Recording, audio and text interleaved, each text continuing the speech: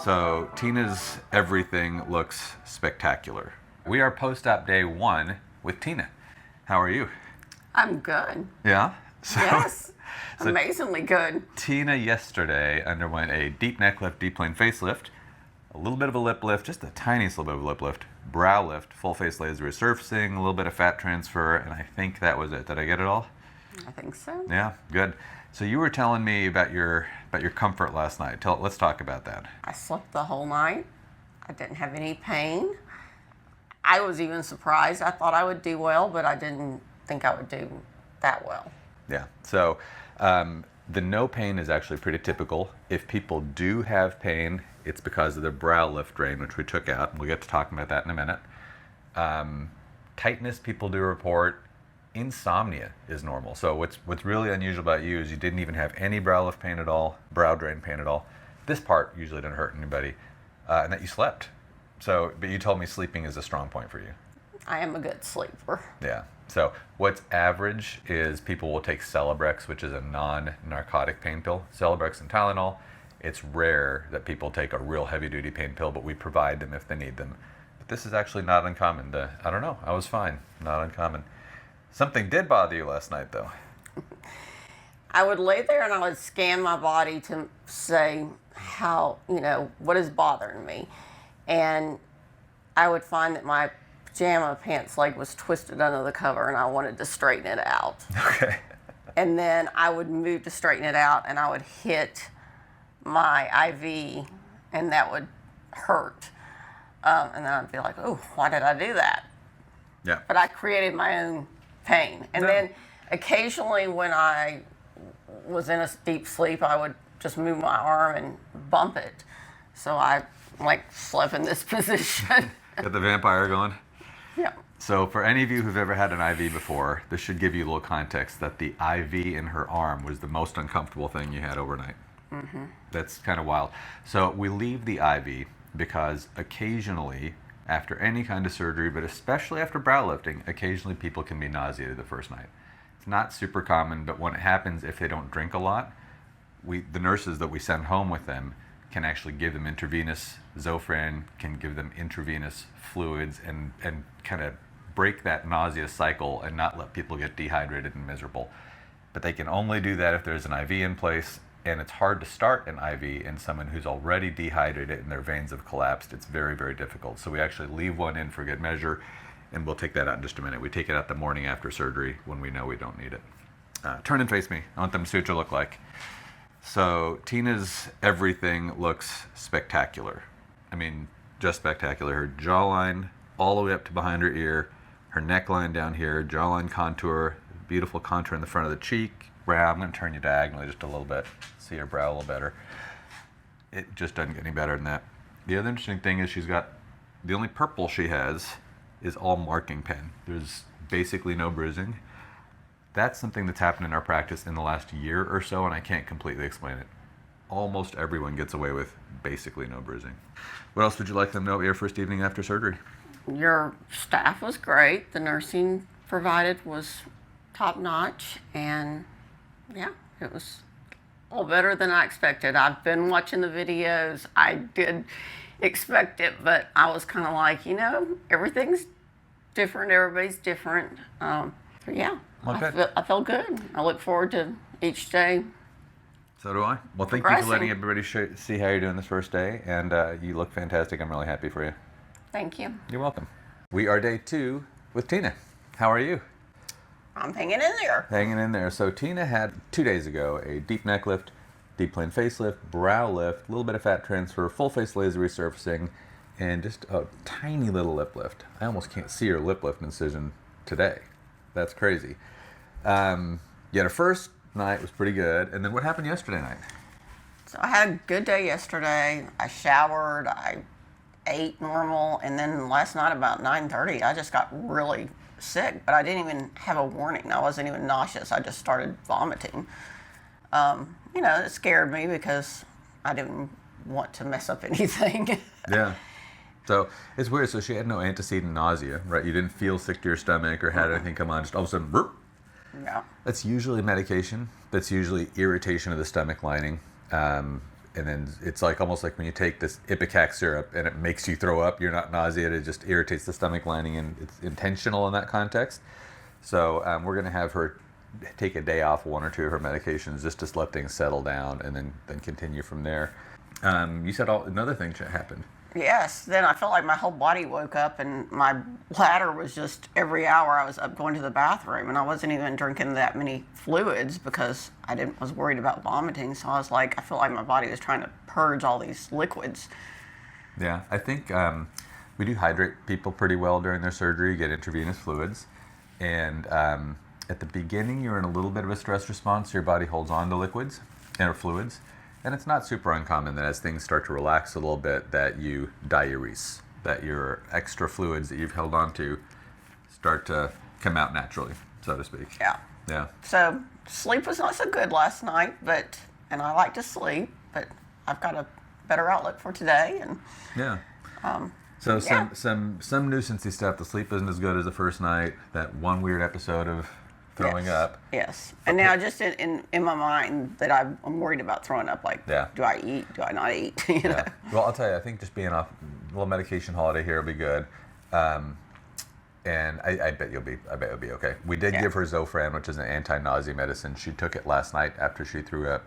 She's taking it again today. But since this wasn't really a nausea-induced throw up, we're doing it more just because. It's not like she's been nauseated and we're trying to quell the nausea with the Zofran. I think it was a stomach irritation. Something irritated your stomach.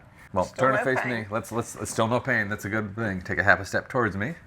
I just want them to kind of get a sense of what everything looks like. Actually, no, I'm going to turn you diagonally this way because there's some interesting things.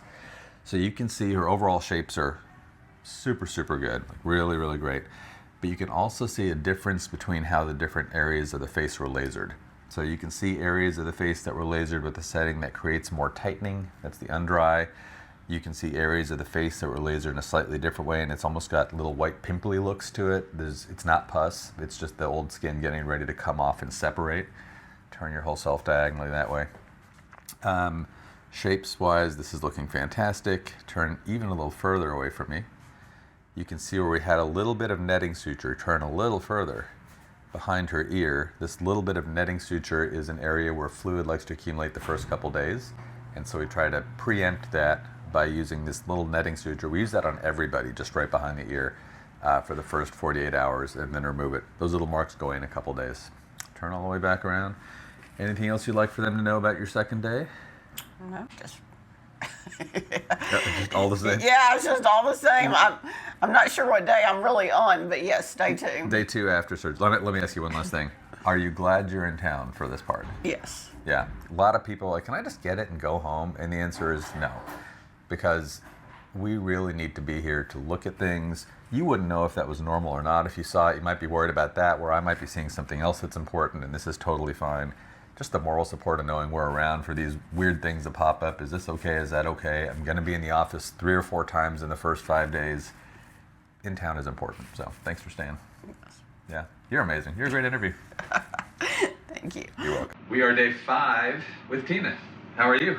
I'm great. Yeah. Had a good weekend. Had a good weekend. You said you feel, okay, so Tina had 5 days ago, deep neck lift, deep plane facelift, brow lift, a little bit of lip lift, fat transfer, full face laser resurfacing, and I think that's all. Is that right? That's right. Okay, good. You said you feel like you look a little bit less of... Like a scared puffer fish. I know I'm still swollen, but I was like... Yeah. Day 2, I think, when I saw you, and we did your video on day 2, you were, I think, maximum swelling. Do you think you swelled a little more on day 3, or do you think day 2? Because I didn't see her on day 3, so... I know. I think it started going down from there. I feel think like day 2 was my max. Yes. Yeah. How has this recovery been? You were telling Kelly you were comparing it to your C-section. Yes. My daughter's birthday's this week, and she was my last pregnancy, which was an emergency C-section. So I've been thinking a lot about that, and that operation was much worse. This was nothing compared to that. Well, good. That's good. So, have you taken any pain pills at all for this one? no pain pills. Good. All right. And I'm barely even taking Tylenol. I mean, good. I took a little this morning because I knew you were taking out stitches, and I thought, well, I'll get ahead of that, but I couldn't even feel the stitches coming out. Super. Turn to face me and let them know what you see what you look like. While they're looking over on this side, you were telling Kelly about the investment nature of this too. Turn over this way and what were you thinking? Well, so a couple of things. My husband knows I'm frugal and I'm cheap, and he said, just if you're gonna do this, like, don't be cheap. If somebody operating on your face, make sure you go with the best and pay for it. And I said, I have my own girl math, and I will do that. And my math is, it's like a 20-year investment in myself. And, there's 365 days in a year, and that's over 20 years. That's like 7,300. Yeah. And that's like spending $19 a day on yourself. And we would think nothing about stopping by Starbucks, having a margarita, with your girlfriends at lunch, all those. So kind of what I've mentally said is I'm going to invest in myself, and I'm going to make it up by kind of skipping some of those $20 things that I do that aren't necessary. And my girlfriends will tell you the last couple of years, because I've been waiting to get this done, I have said, skipping that marg when we go for our girls' lunch. I'm saving for my facelift. There you go. I just kind of think people worry about and say I can't afford it. It's kind of about priorities of where you want to spend your money. And for me, I own my own business. I'm out meeting people and interacting with people, and I feel like it's going to help me feel more confident and be able to make more money. So I feel like it is an investment in myself that I'm, amorizing over 20 years. I like the way you think. One other thing about cost, very commonly, people say, well, how about someone that's more affordable, or can you make me recommendations? Who's trained with you? I've lectured all over the world. Lots of docs come watch. Lots of docs will have a photo with me. If I go to a meeting, they'll take a picture. There's only one guy that I can legitimately say has watched lots and lots of surgery, that I've taken into the cadaver lab, that I've looked at him during the operating room and actually trained in a real sense, and that's my partner, Dr. Kachari. He's doing a fantastic job. And the question I get probably most often is, well, even if I save and whatever and budget, if I can't quite afford you, is there anyone you'd recommend? And so far now I can give you one, and that's my partner, Dr. Kachari. So, but he will too help get super busy, and when you get super busy and your demand goes up, his costs will go up eventually. So for now, there's an N of one that I can say, more affordable, excellent quality, and he's right through the door over there, so good guy. And the only other advice I would say is I started wanting this at age 55, and that's when I started doing my research. So it probably took me a couple of years to decide that I was coming to you. I went and saw some of the Miami institutes, and I don't know, they just felt sterile to me. That wasn't what I was looking for. And then it took a couple of years to get in. So, I had a 4-year longer wait than what I would have liked to have done, but it's okay. I'm still happy about that. But so I would just tell people, don't wait to figure it out. Yeah, start your research early anyway. Start your research early. Get on a wait list. Your consult was a wait list to even get a consult, and I'm sure it still is. So. Yeah, that's good advice. The thing is, if the practice is run responsibly, you can only do so much in a day, and so I do one facelift today, and that means there's finite numbers of slots. So like I said, right now our capacity is expanded a little bit because I have a new partner, but other than that, it's worth waiting for the person you click with for sure. So thank you so much. I really appreciate you with the advice and with the thoughts, and let him see how you're doing. Thank you. Thank you. We are day 7 with Tina. How are you? I'm great. You look like $1 million. You look so good. I feel really refreshed. Yeah. So Tina's 59. She'll be 60 in about 2 months. And 7 days ago, we did for her a deep neck lift, deep plane facelift, Browlift, full face laser resurfacing. Lip. Oh, the lip lift. Your incision is invisible. Little sprinkle of fat transfer, and I think that was it. Gosh, I forgot about your lip lift. That incision is gone. I'm so happy for you. You were talking a little bit about your laser resurfacing to me a minute ago. You feel like some areas have healed faster than others. Tell us about it. Yes. So I feel like I'm mostly peeled here, but I can tell that I'm still a little rough around. Rough around the edges. Particore. Yeah, so the front part of the face is oilier skin. You think you like that T-zone? It's oilier skin, it's thicker skin. So I need to laser it harder, and I can laser it harder. It also moves more when you talk and speak and emote. Between those two things, oilier skin, thicker skin, lasered harder, moving more, it actually peels faster. The edges is a drier skin type. I'm under it for the facelift. Here I'm under the muscle layer. Here I'm just under the skin layer. It doesn't move as much when you speak, and so it always takes longer for the halo to peel away, for that halo part to peel away. Face me. I want them to see what you look like. This is about as good as a face neck lift gets, especially when we come, we'll step towards me here just to be safe that we're on screen. But that's about as good as it gets. I'm gonna turn you around all the way the other direction so we can make sure we showed both sides. Nothing up my sleeve. That's about as good as it gets. Turn back this way. Would you like to fill them in on how your last 2 or 3 days has been since they saw your day 5 interview? It's been good. I'm getting a little cabin crazy because it is cold here. But yeah, I feel great. I'm eating great. I'm sleeping great. Good. It's all good. All good. Good. Well, thank you for letting everyone see what you look like. I expect her to use the ointment on that laser probably another day or 2. When it's just the last little traces, we say this part, when you touch it, it feels like skin. This part, when you touch it, it feels like sandpaper or 5 o'clock shadow kind of stuff.